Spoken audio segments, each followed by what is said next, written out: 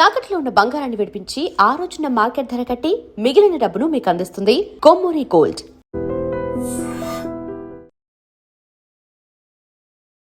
America Iran ceasefire ఎంతవరకు వస్తుంది?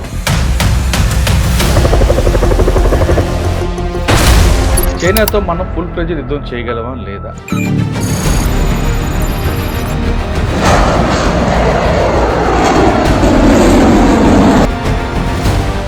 Sir, America Iran cease fire నడుస్తుంది, అది ఎంతవరకు బ్రేక్ అవుతుందా? ఇది లేదు ఒక డ్రామా నడిపి దాన్ని క్రాక్ చేస్తారా? అమెరికాని పెద్దగా ట్రస్ట్ చేయడానికి లేదు సార్. ఇప్పుడు ఆయన పుట్టినరోజు ఉంది ఆ రోజు అని చెప్పేసి ఏదో హడావిడిలో సీజ్ ఫైర్ చేయించేది.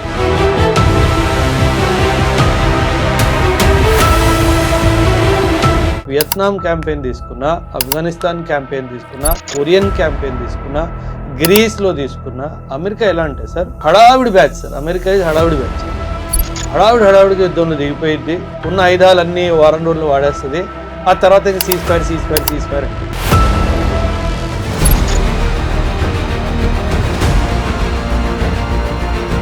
పాకిస్తాన్ మనకు శత్రు దేశంగానే చూస్తున్నాం తప్ప మనం ఎందుకు ఆ దేశంతో వ్యాపార సంబంధాలు పెంచుకోవడం, ఆ దేశంతో స్నేహపూర్వకంగా ఉండడానికి ఎందుకు ప్రయత్నం చేయట్లేదు? సార్, మీరు ఒక సామెత వినే ఉంటారు, కుక్క తోక వంకర. అది మనము పాకిస్తాన్తో చేయడానికి వీల్లేదు. ఎందుకంటే sir Pakistan main business is terrorism. In fact Jaishankar garu చాలా రీసెంట్గా ఒక కాన్ఫరెన్స్లో ఆయన మాట్లాడుతూ ఒక జర్మన్ జర్నలిస్ట్ ఒక ప్రశ్న అడిగితే ఆయన ఇచ్చిన జవాబు నేను ఇస్తున్నాను. There is no problem with doing business with Pakistan, but the only problem is their business is terrorism. చైనాతో వ్యాపార సంబంధాలు మనకు బాగున్నాయి, కానీ ఇప్పటివరకు లేదు. కానీ ఫ్యూచర్లో వాళ్ళతో కంప్లీట్గా వార్ వచ్చింది అనుకో, చైనాతో మన ఫుల్ ఫ్లెడ్జ్డ్గా వార్ చేసే కెపాసిటీ మనకు ఉందా లేదా? ప్రశ్న ఏంటంటే యుద్ధం దేనికోసం చేయాలి? మనం చైనా ఇద్దరు యుద్ధానికి వెళ్తే ఆ వార్ ఆఫ్ అట్రిషన్కే వెళ్ళిపోతుంది.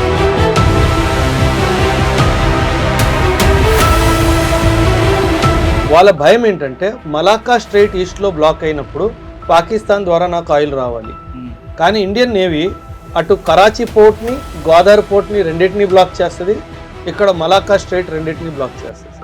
ఈ రోజు కూడా మనం ఆ పని చేయగలం. చైనాకి ఆ విషయం తెలుసు. నేను ఫుల్ ఫ్లెడ్జ్డ్ వార్ ఇండియా మీదకి వస్తే వీడు నా ఆయిల్ ఆపేస్తాడు. సిప్రీ రిపోర్ట్ ఏమొస్తుంది, దాని మీద మీ ఒపీనియన్? సార్, న్యూక్లియర్ వెపన్స్ మన దేశాన్ని పాకిస్తాను గత ఆల్మోస్ట్ 2.5 దశాబ్దాలుగా న్యూక్లియర్ బాంబ్ వేస్తాం అని భయపెడుతున్నాడు, మనందరికీ తెలిసిందే. సో ఈ విషయాన్ని మనం నార్మల్గా తీసుకోకుండా చాలా సీరియస్గా తీసుకొని గత 4-5 సంవత్సరాల నుంచి మనం మన న్యూక్లియర్ ఇన్వెంటరీని పెంచుతున్నాం. అదే వాజ్పేయి గారు కూడా చెప్పారు.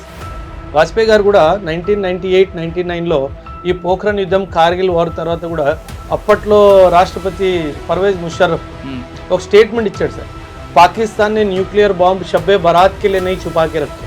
అంటే ఏమన్నాడు, మేము దీపావళి పండుగ చేసుకోవడానికి న్యూక్లియర్ బాంబ్ తయారు చేసుకోలేదు అని ఒక డైలాగ్ కొట్టాడు. అప్పుడు వాజ్పేయి గారు ఇండియన్ పార్లమెంట్ నుంచి ఒక మెసేజ్ ఇచ్చారు పాకిస్తాన్, బహుశా నువ్వు 1 కొడతావేమో, 2 కొడతావేమో, 3 కొడతావేమో, 3 సిటీలు వెళ్ళిపోతాయేమో, అంతే కదా, నేను తిరిగి కొడితే వరల్డ్ మ్యాప్ నుంచి Pakistan లేపేస్తాను.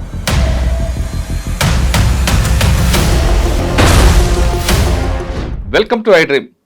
America Iran ceasefire ఎంతవరకు వస్తుంది, అందులో ఎంత విశ్వసనీయం? అదేవిధంగా మనం పాకిస్తాన్ పాటు మరొక శత్రు దేశం ఉన్న చైనాతో మనం ఫుల్ ఫ్లెడ్జ్డ్ యుద్ధం చేయగలమా లేదా? ఒకవేళ పాకిస్తాన్తో మనం ఎందుకు వ్యాపార సంబంధాలు కొనసాగట్లేదు?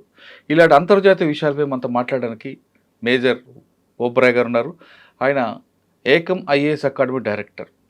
మేజర్ ఓబ్రాయ్ గారికి ఇంటర్నేషనల్ వ్యవహారాల మీద మనకు పూర్తిగా చాలా ఈ 3 అంశాలే కాకుండా చాలా విషయాలు తెలుసుకుందాం. సార్ నమస్తే అండి. నమస్తే సార్. సార్, అమెరికా ఇరాన్ దీని మీద సంబంధించి సీజ్ ఫైర్ నడుస్తుంది, అది ఎంతవరకు బ్రేక్ అవుతుందా? ఇది లేదు ఒక డ్రామా నడిపి దాన్ని క్రాక్ చేస్తారా?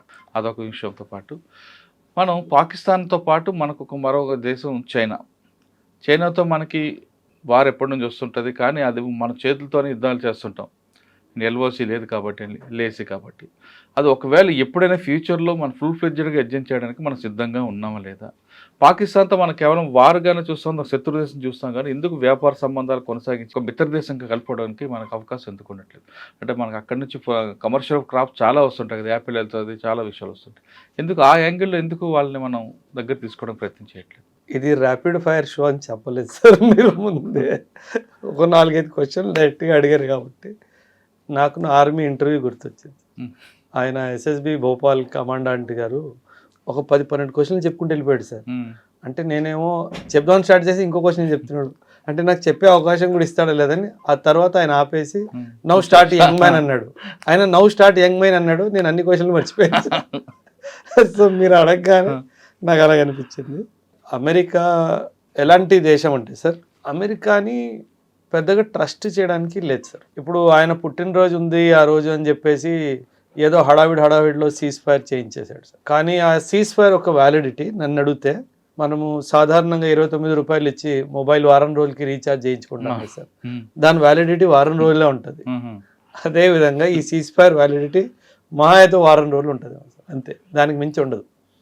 ఏదో వాళ్ళకి ఏదో మైండ్లో ఉంటుంది, మేము సీజ్ ఫైర్ చేయించాము అన్న ఒక ఆలోచన ఉంటుంది, దానికోసం ముందుకెళ్తారు తప్పితే ఏమీ లేదు.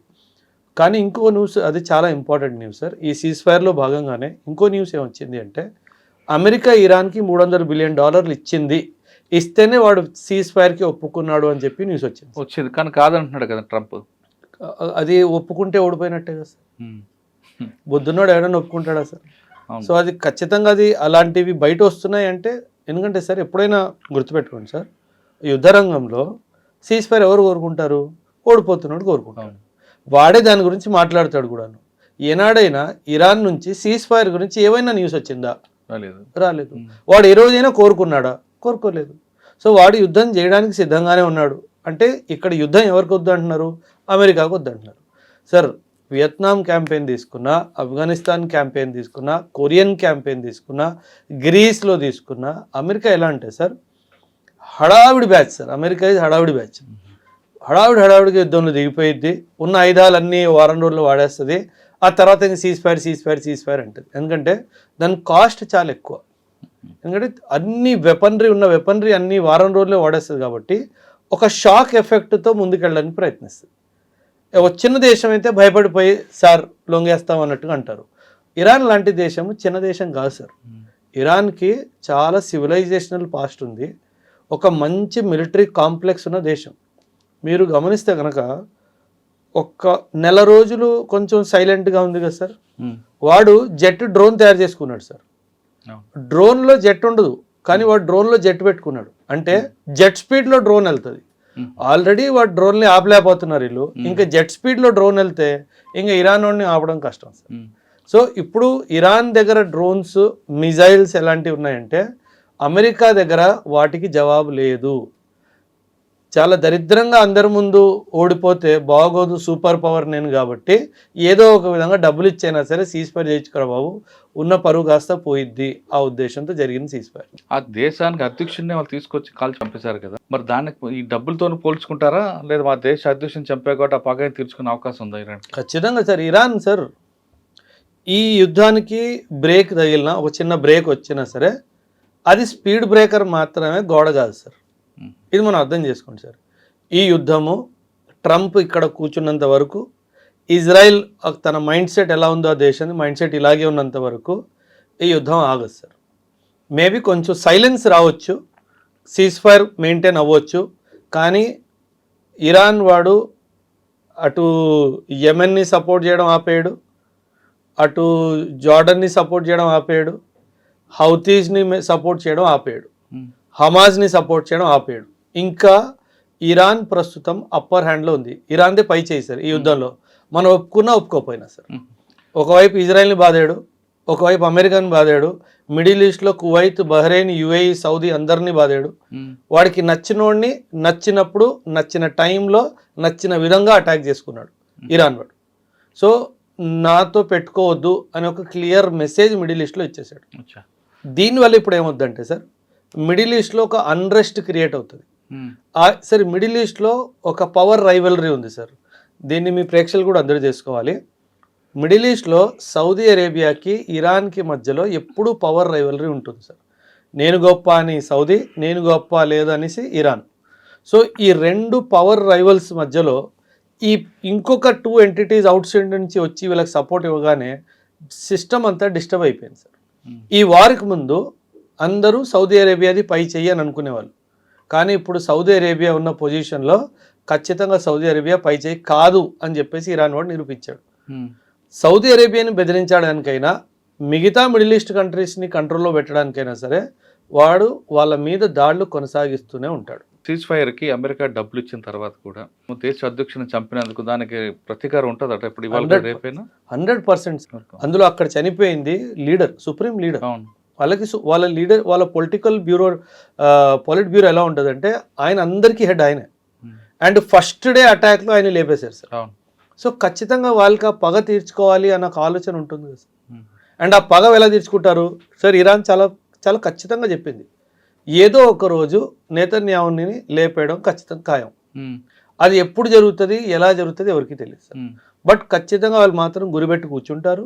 అది జరిగిన రోజు ఇంక ఇజ్రాయిల్ ఫుల్ ఫ్లెజ్డ్గా ఇరాన్ మీదకి వెళ్తుంది. అప్పుడు ఏం జరుగుతుందో దేవుడికి తెలుసు. ప్రజెంట్ సిచ్యువేషన్లో ఒకవేళ వారం ఆగిందంటే క్రూడ్ ఆయిల్ ఇవన్నీ కూడా మన రేట్ తగ్గే అవకాశం ఉంటుందా? ఆ జలసంధి ఓపెన్ అవుతుంది అంటున్నారు సార్. మీరు ఎప్పుడైనా గుర్తుపెట్టుకోండి సార్, క్రూడ్ ఆయిల్ రేట్లు పెంచడమే ప్రభుత్వం చేసే పని సార్, తగ్గించదు సార్. తగ్గించడం అన్నది సార్, అందుకే ఈ యుద్ధాల వల్ల పేదవాడికే లాస్ సార్, వాడికే ప్రాబ్లం. కానీ ఇప్పుడు ఈ యుద్ధం స్టార్ట్ అయ్యి ఎన్నో రోజులైంది, గత కొన్ని నెలలుగా ఈ ప్రాబ్లం నడుస్తూనే ఉంది. కానీ మన ప్రభుత్వము ఎప్పుడు క్రూడ్ ఆయిల్ ధరలు పెంచలేదు. ఒక నెల రోజుల క్రింద 3 సార్లు బహుశా ఒక 9 రూపాయల దాకా పెరిగినట్టు.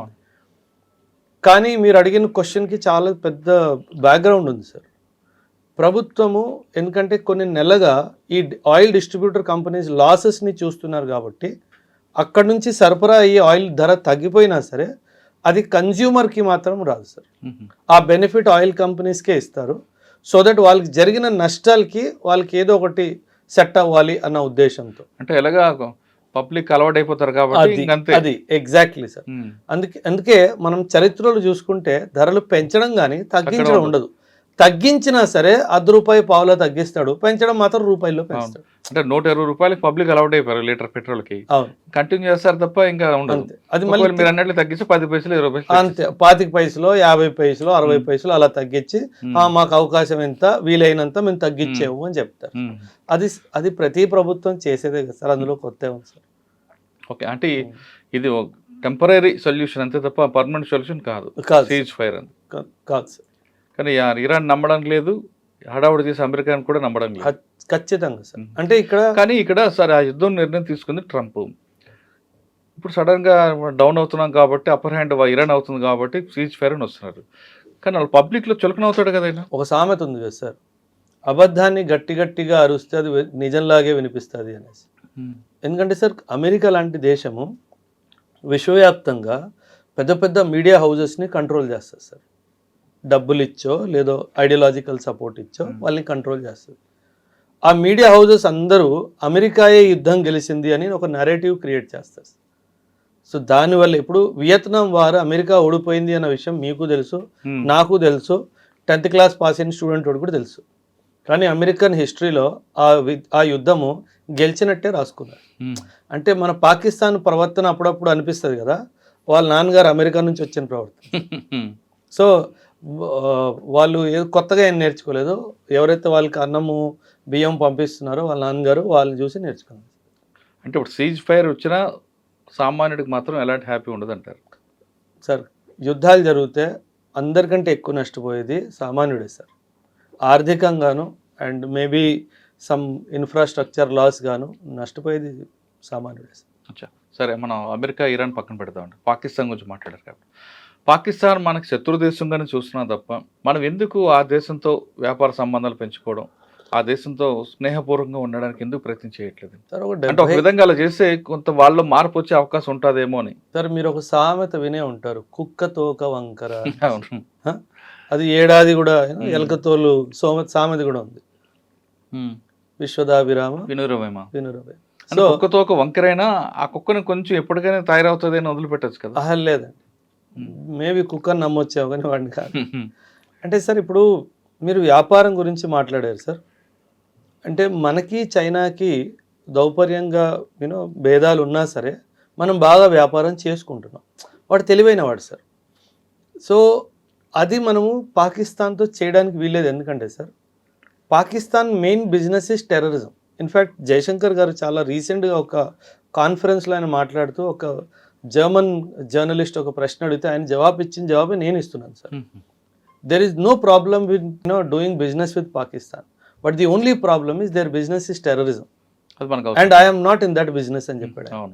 సో ఒక దేశము కేవలం టెర్రరిజం లాంటి వ్యాపారం చేస్తున్న దేశంతో మనం ఏం వ్యాపారం చేస్తాం? మనం వ్యాపారం చేసామనుకోండి సార్, ఆ వ్యాపారంలో వాడికి ఒక 100 కోట్ల లాభం వచ్చింది అనుకుందాం 100 కోట్ల లాభం వచ్చింది అనుకుందాం. ఆ 100 కోట్లు వాడేమన్నా అక్కడ డెవలప్మెంట్కి వాడతాడా? వాడు ఆ 100 కోట్లు ఒక 20,000 జైషే మహమ్మద్కి 20 కోట్లు జైషే మహమ్మద్కి ఇస్తాడు, ఒక 20 కోట్లు లష్కరే తైబాకి ఇస్తాడు, ఒక 20 కోట్లు ఐఎస్ఐకి ఇస్తాడు. వీళ్ళు ముగ్గురు మళ్ళీ కూర్చొని ఏంటి ప్లానింగ్ చేస్తారు? ఇండియా ఎట్ట దాడి చేయాలని ప్లానింగ్ చేస్తారు. అంటే మనకన్నా మనమే పొడుచుకోవాలి అది. సో అది మనకన్ను మనం పొడుచుకోవడం, వీళ్ళు మాత్రం వాడుకుంటారు. అవసరం మనకి. వాళ్ళకి ఆర్థికంగా బలహీనంగా చేస్తేనే మనం వాళ్ళని కంట్రోల్ చేయగలం తప్పితే వాళ్ళని బలపరిస్తే వాళ్ళకి అది మన మీదకే తిరిగి వస్తారు అన్న క్లారిటీ మన దేశానికి ఉంది. కాబట్టి వాడిని అలాగే ఉండనివ్వాలి, వాడు అలాగే నాశనం అయిపోవాలి, అదే మన ఉద్దేశం. ఓకే, ఇందులో చైనా గురించి కూడా మాట్లాడారు మీరు సార్. చైనాతో వ్యాపార సంబంధాలు మనకు బాగున్నాయి, కానీ ఇప్పటివరకు లేదు. కానీ ఫ్యూచర్లో వాళ్ళతో కంప్లీట్గా వార్ వచ్చింది అనుకోండి, రాకూడదని కోరుకుందాం. ఒకవేళ వస్తే చైనాతో మన ఫుల్ ఫ్లెడ్జ్డ్గా వార్ చేసే కెపాసిటీ మనకు ఉందా లేదా? అంటే మేబీ ఇది మీ ప్రేక్షకులకు నచ్చుద్దో తెలియదు కానీ సార్, వాస్తవాలు మాట్లాడుకోవాలి కాబట్టి ఇమ్మీడియట్గా అయితే నో సార్, అది మనకి మంచిది కాదు. ఓడిపోకపోయినా సార్, డైరెక్ట్గా ఓడిపోకపోవచ్చు, కానీ ఇది ఒక అట్రిషన్ వార్ లాగా వెళ్ళిపోయింది. ఇప్పుడు రష్యా యుక్రెయిన్ వార్ 4 సంవత్సరాలు అయిపోలేదా సార్? అదే విధంగా ఈ వార్ కూడా ఒక 3 సంవత్సరాలు 4 సంవత్సరాలు 5 సంవత్సరాలు, అప్పుడప్పుడు వాడు బాంబు వేస్తాడు, అప్పుడప్పుడు నేను బాంబు వేస్తాను. మీరు బాక్సింగ్ చూస్తే సార్, ఒకప్పుడు 11 రౌండ్లు 12 రౌండ్లు వెళ్ళాయి. లాస్ట్కి వచ్చేసరికి ఒకడు కొడతాడు, వాడు పడిపోతాడు, కొట్టినోడే పడిపోతాడు, మళ్ళీ లేస్తాడు, మళ్ళీ ఇంకోటి కొడతాడు, ఇద్దరు అలిసిపోతారు కదా సార్. మనం చైనా ఇద్దరు యుద్ధానికి వెళ్తే ఆ వార్ ఆఫ్ అట్రిషన్కే వెళ్ళిపోతుంది. కానీ సార్ ప్రశ్న ఏంటంటే యుద్ధం దేనికోసం చేయాలి? యుద్ధం ఒక ముఖ్యమైన కారణము అరుణాచల్ ప్రదేశ్ నాది అని చైనా వాడు అంటాడు, లేదు నాది అని అంటాడు. ఇప్పుడు చూడండి సార్ ఎంత బ్యూటిఫుల్ అనాలజీయో. అక్కడ అరుణాచల్ ప్రదేశ్లో ఉన్న కొన్ని టిబెటన్ మొనాస్ట్రీస్ అక్కడ టిబెట్లో ఉన్న మొనాస్ట్రీస్కి ట్యాక్స్ రూపంగా డబ్బులు ఇచ్చేయి సార్. తను ఏమంటాడు, వాళ్ళు నాకు ట్యాక్స్ పే చేసేవాళ్ళు, టిబెట్ మొనాస్ట్రీస్కి ట్యాక్స్ పే చేసేవాళ్ళు కాబట్టి వాళ్ళు కూడా టిబెట్లో భాగం అన్నట్టుగా అంటున్నాడు. దీనికి ఇంకో క్రాస్ ఎగ్జాంపుల్ నేను మీకు ఇస్తాను సార్, మీ ప్రేక్షకులకు అర్థమైపోయింది. లండన్లో గురుద్వారా ఉంది సార్, చాలా పెద్ద గురుద్వారా ఉంది. ఆ లండన్లో గురుద్వారా కొన్ని డబ్బులు అప్పుడప్పుడు ఇక్కడ గోల్డెన్ టెంపుల్ అమృత్సర్కి, నాందేడ్లో ఉన్న గురుద్వారాకి పంపిస్తుంది. దాన్ని ట్యాక్స్ అనండి, డొనేషన్ అనండి, ఇంకేమైనా అనండి. అలాంటప్పుడు లండన్ ఇండియాది అయిపోయిందా సార్? అవుదు కదా. ఎంత మూర్ఖత్వం సార్. ఇక్కడ మొనాస్ట్రీ టిబెట్ మొనాస్ట్రీస్కి డబ్బులు అందిస్తే ఈ మొనాస్ట్రీ ఉన్న స్థలం నాది అని చెప్పేసి ఎలాగవుతుంది? అంటే అసలు బుర్ర లేని మాట సార్ అదంతా. సో చైనా వాడు ఏంటంటే నాకు నీకు తగు ఉంది, మన బార్డర్ డిస్ప్యూట్ ఉంది, ఇది అలైవ్ ఉంది అని చెప్పడానికి మాత్రమే దాన్ని ఓపెన్ ఉంచాడు sir. Sikkim is an integral part of India అని 2003లో యాక్సెప్ట్ చేసిన చైనా అరుణాచల్ ప్రదేశ్ యాక్సెప్ట్ చేయకపోవడానికి కారణం ఏంటంటే ఆ డిస్ప్యూట్ అలా అలైవ్ ఉండాలి సార్, ఏదో ఒకటి ఉండాలి 100%. ఇప్పుడు చైనా ఎలా అంటే సార్, ఎప్పుడైనా గుర్తుపెట్టుకోండి సార్, నేషనల్ పవర్ అంటాం సార్. నేషనల్ పవర్ అంటే ఆర్థికంగాను, సామాజికంగాను, పొలిటికల్ గాను, మిలిటరీ గాను మనకన్నా కొంచెం పై ఎత్తే ఉంది చైనాది.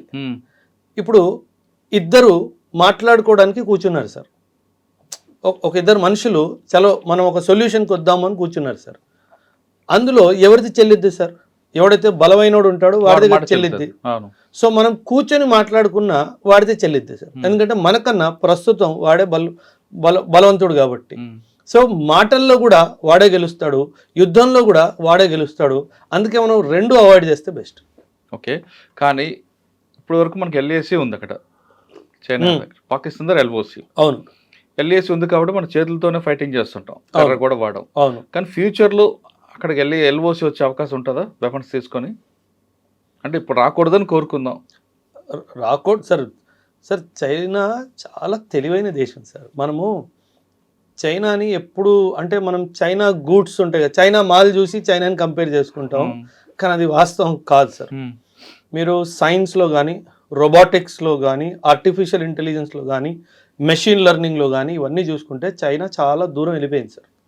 అంటే ఎందుకంటే అక్కడ వ్యవస్థ మీద ఎటువంటి అడ్డంకాలు లేవు సార్. ఆ వ్యవస్థని ప్రశ్నించేవాడు ఎవడు లేడు సార్. బికాజ్ అక్కడ డెమోక్రసీ లేదు కాబట్టి, ప్రజారాజ్యం కాదు అది, అది కమ్యూనిస్ట్. ఇక్కడ ప్రజారాజ్యం ఉంది కాబట్టి మన ప్రభుత్వం ఏవైనా చెయ్యాలి అంటే 100 ప్రశ్నలు, ఒక 1000 కళ్ళు, ఒక 2000 వేళ్ళు ప్రభుత్వం ముందుకు వస్తాయి. కానీ అక్కడ అట్లా కాదు సార్. అందుకే ఎవడు ప్రశ్నించేవాడు లేడు కాబట్టి వాడికి నచ్చింది వాడు చేసుకోవచ్చు. సో దానివల్ల ఏంటంటే వాడు నిమిషానికి 100 కిలోమీటర్ల దూరంగా పరిగెడుతున్నాడు, మనం నిమిషానికి 10 కిలోమీటర్ల వేగంగా పరిగెడుతున్నాం. సో అందుకే టైం గడుస్తున్న కొద్దీ మనకి వాడికి దూరం పెరుగుతుందే తప్పితే తగ్గట్లేదు సార్. బట్ తాబేలాగా అంతే, వాడు చాలా ఫాస్ట్గా పరిగెడుతున్నాడు సార్. ఎందుకంటే 1848 నుంచి 1948 చైనా వాళ్ళు ఆ సెంచురీ, ఆ 100 సంవత్సరాలని ఆ సెంచురీ ఆఫ్ హ్యూమిలియేషన్ లా భావిస్తారు సార్. ఎందుకంటే అప్పుడే ఓపియం వార్స్ జరిగాయి, అప్పుడే హాంకాంగ్ పోవడం జరిగింది, అన్నీ జరిగాయి సార్. 1948 నుంచి 2048 వరకు ఇది సెంచురీ ఆఫ్ డామినెన్స్ అంటారు వాళ్ళు. సో వాళ్ళు ఇప్పుడు ఆ డామినెన్స్ ఫేజ్లో ఉన్నారు కాబట్టి ఈ టైం ఫ్రేమ్లో సార్ నేను అనుకున్నంత వరకు, నేను ఇంటర్నేషనల్ రిలేషన్షిప్స్ని అర్థం చేసుకున్నంత వరకు నాకు తెలిసి 2047 వరకు చైనా చేస్తే గనక ఒకే ఒక యుద్ధం చేసే అవకాశం ఉంది, అది తైవాన్ని ఆక్రమించుకోవడం సార్. అది కూడా నేను అనుకుంటున్నాను 20% అవకాశం ఉంది, మిగతా 80% 2047 తర్వాత చూద్దాంలే అనే అవకాశం అయితే ఉండొచ్చు సార్. ఎందుకంటే వాళ్ళ గ్రోత్ ఆగిపోయింది సార్. వాళ్ళకి ఏంటంటే 2048 లోపు నేను వరల్డ్ నెంబర్ 1 ఉండాలి అన్న ఆలోచన వాడుకుంది. ఇది మంచి ఆలోచన, చైనా పరంగా చూసుకుంటే మంచి ఆలోచన. సో ఇప్పుడు యుద్ధానికి వెళ్తే వాడు మళ్ళీ వెనక్కి వెళ్ళిపోతాడు. అది తైవాన్ విషయమైనా కానివ్వండి, ఇండియా విషయమైనా కానివ్వండి, వాడు వెనక్కి వెళ్ళిపోతాడు. ఆ క్లారిటీ వాడికి ఉంది సార్. సో ఖచ్చితంగా మన దేశం మీద కానీ తైవాన్ మీద కానీ యుద్ధానికి వెళ్ళే అవకాశం తక్కువ ఉంది అన్నది నా అనుమానం. మలాక్కా డైలమా అని చెప్పి చైనాకి ఒక చాలా పెద్ద సమస్య ఉంది సార్. ఇండోనేషియా దగ్గర మలాక్కా స్ట్రైట్ ఉంది సార్. చైనా యొక్క ఆయిల్ విశ్వవ్యాప్తంగా ఎక్కడి నుంచి అయితే వస్తుందో, రష్యా నుంచి కాకుండా ఎక్కడి నుంచి అయితే వస్తుందో అదంతా మలాక్కా స్ట్రైట్ నుంచే వెళ్తుంది సార్. ఆ Malacca strait is a choke point for China.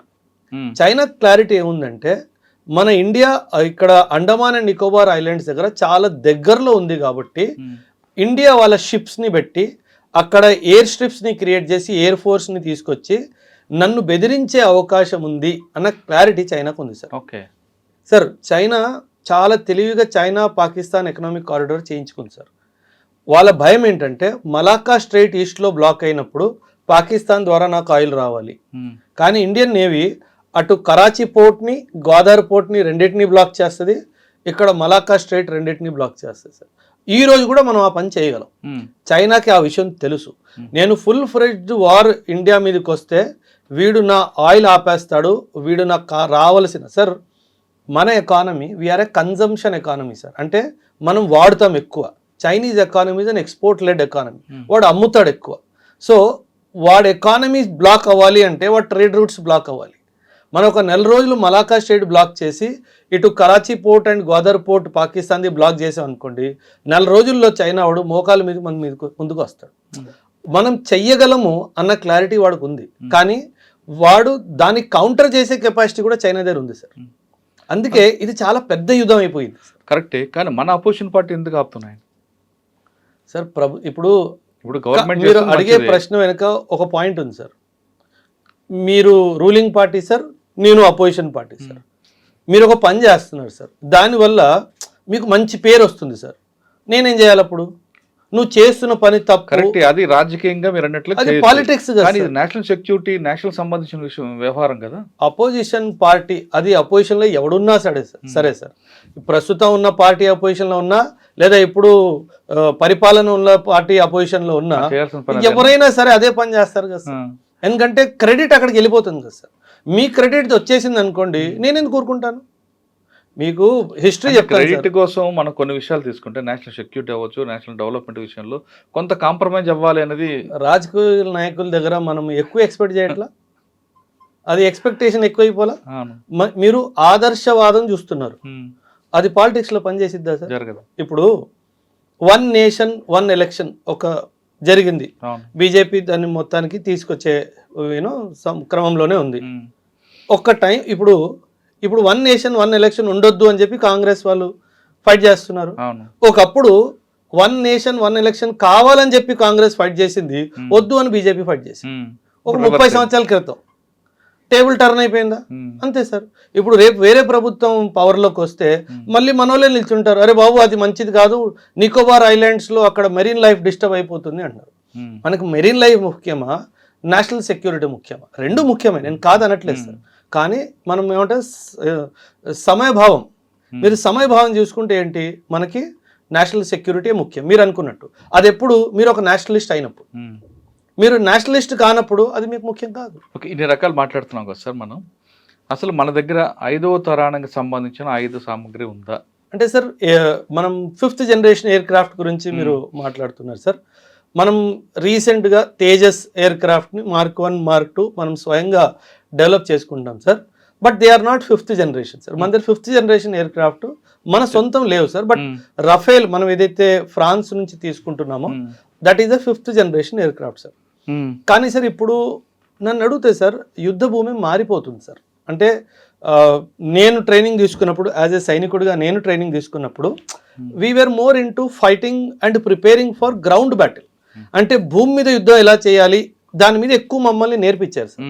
కానీ ఇప్పుడు ఏ యుద్ధం భూమి మీద అవుతుంది మీరు చెప్పండి సార్? భూమి మీద లేదు. అసలు యుద్ధం భూమి మీద అవుతుందన్న విషయం మర్చిపోయారు జనాలు.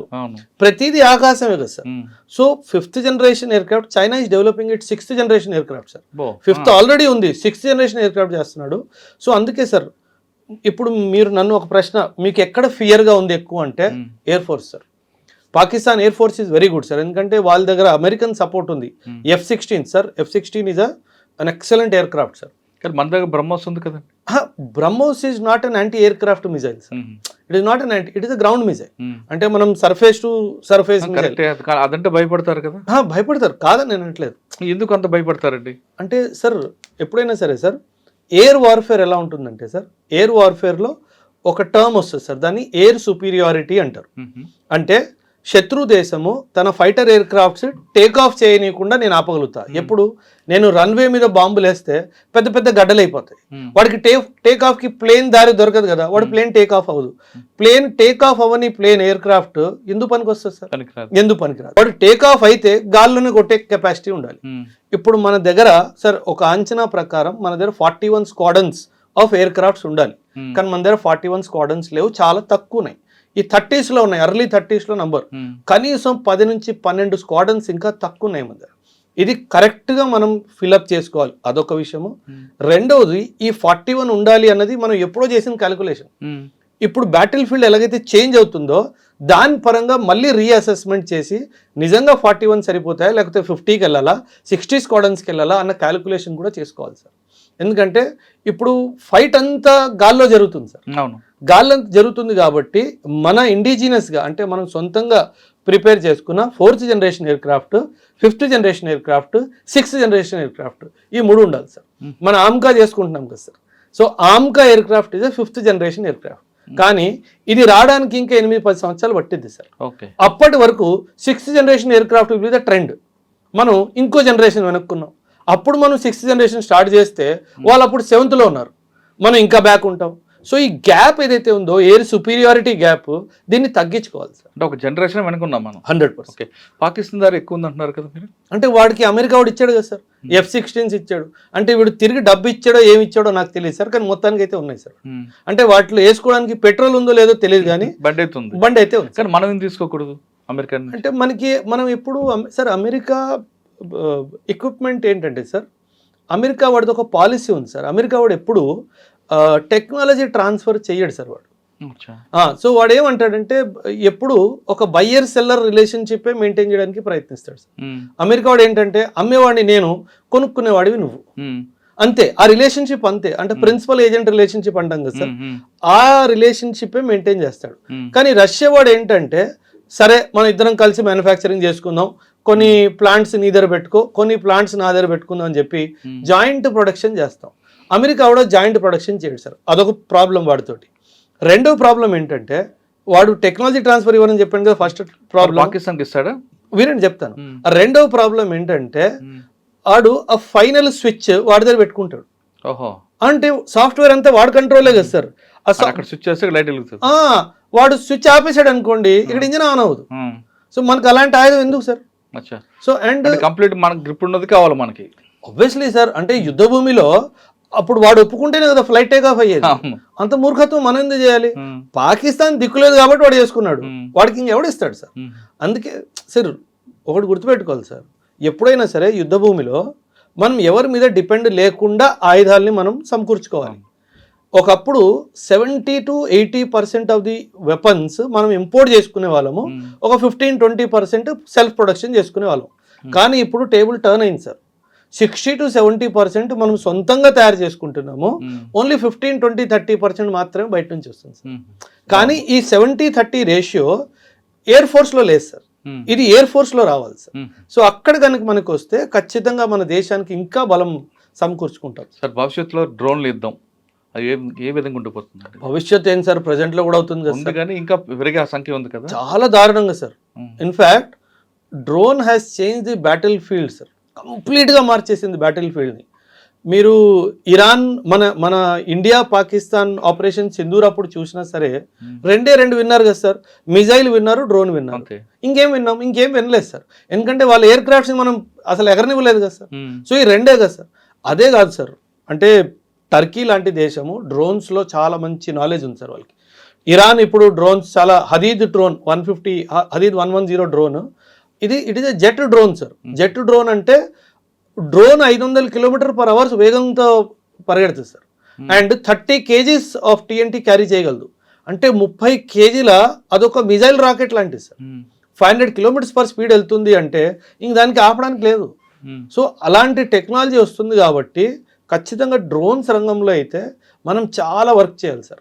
అటు చైనా, ఇటు పాకిస్తాన్, ఇటు బంగ్లాదేశ్, అటు మ్యాన్మార్, ఈ 4 డైమెన్షన్స్ని మనం అండ్ మొత్తం ఇండియన్ ఓషన్ని దృష్టిలో పెట్టుకొని డ్రోన్ మీద మాత్రం ఖచ్చితంగా మనం పనిచేయాల్సిన అవసరం ఉంది. ఓకే, కానీ జమ్మూ కాశ్మీర్ బార్డర్లో శ్రీరాంపుర కానీ ఆర్ఎస్పుర ఈ ప్రాంతంలో ఎక్కువ డ్రోన్ ద్వారా వాళ్ళు డ్రగ్స్ కానీ వెపన్స్ పంపిస్తున్నారు. దాన్ని కంట్రోల్ చేయడం అండి. ఏదో అప్పుడప్పుడు అడపా మన వాళ్ళు వెళ్తున్నారు, వస్తున్నారు, చేస్తున్నారు, కానీ చేరాల్సిందంతా జరిగిపోతుంది ఆర్ఎస్పుర కానీ లేదా సాంబా సెక్టార్ అని.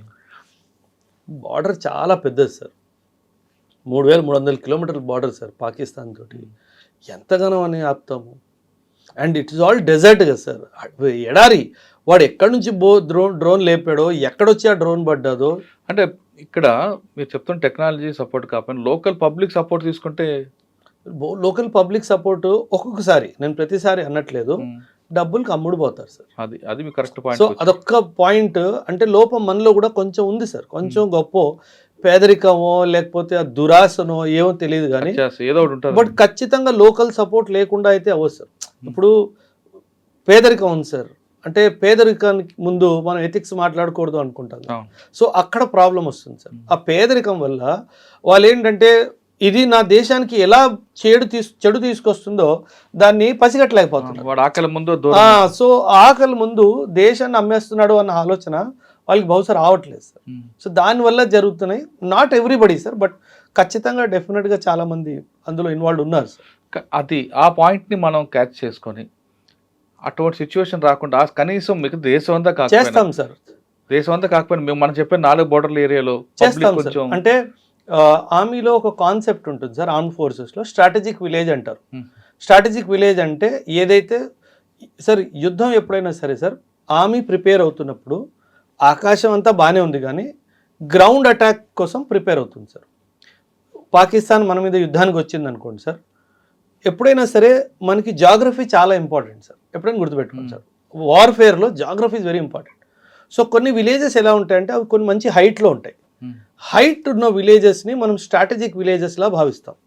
అండ్ ఏ విలేజెస్కి యాక్సెస్ దొరికితే వీడు మనం చాలా పెద్ద ఏరియాని కవర్ చేయగలుగుతాడో వీటిని ఐడెంటిఫై చేస్తాం. అలాంటి ఏరియాస్లో అండ్ రిపీటెడ్గా స్మగ్లింగ్ ఎక్కడైతే జరుగుతుందో అలాంటి ఏరియాస్ని మనము స్ట్రాటజిక్ విలేజెస్గా కౌంట్ చేస్తాం. అక్కడ హై ఇంటెన్సిటీ పెట్రోలింగ్ జరుగుతుంది సార్. ఖచ్చితంగా సార్ హై ఇంటెన్సిటీ పెట్రోలింగ్ జరుగుతుంది. అండ్ ఎవ్రీడే ఆల్మోస్ట్ ఎవరినో ఒకరిని పట్టుకోవడం కూడా జరుగుతుంది సార్. కానీ మళ్ళీ అదే మాట సార్, ఇంకా పేదరికం అదేనంటుంది.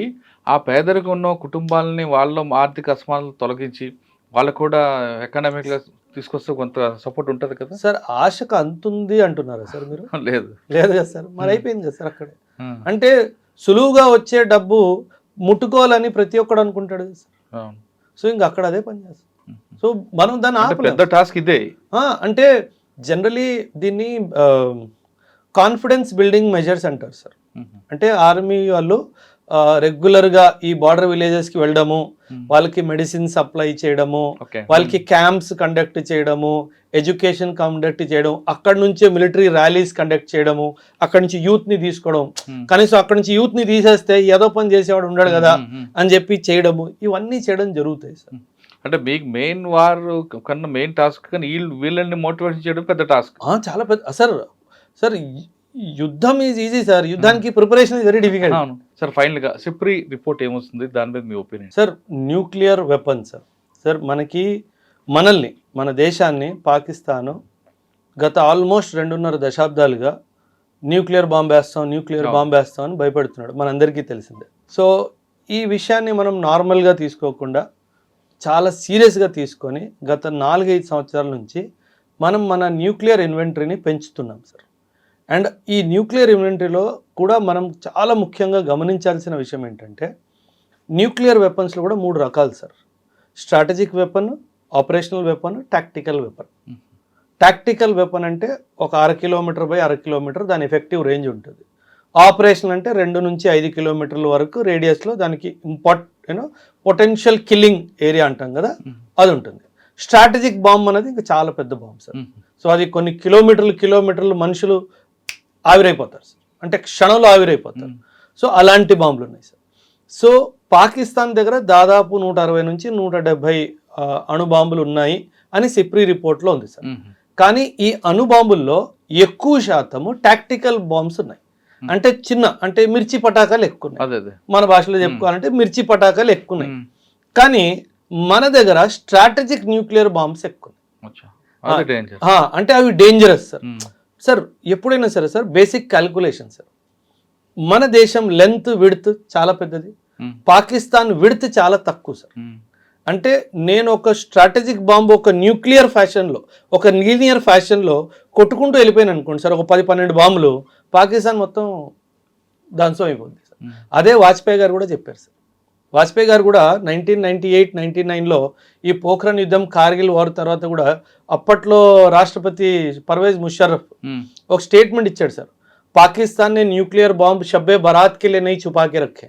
అంటే ఏమన్నాడు, మేము దీపావళి పండుగ చేసుకోవడానికి న్యూక్లియర్ బాంబ్ తయారు చేసుకోలేదు అని ఒక డైలాగ్ కొట్టాడు.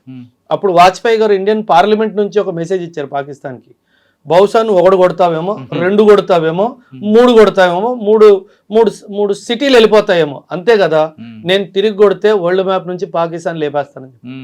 సో అంత చాలా స్పష్టంగా చెప్పాడు సార్. సార్ వాళ్ళ మిలిటరీ పొలిటిసైజ్ అయిపోయింది సార్, బాగా పాలిటిక్స్ వాళ్ళ మిలిటరీలో ఘోరంగా ఎంటర్ అయిపోయింది సార్. రెండోది వాళ్ళ మిలిటరీ కార్పొరేటైజ్ అయిపోయింది సార్.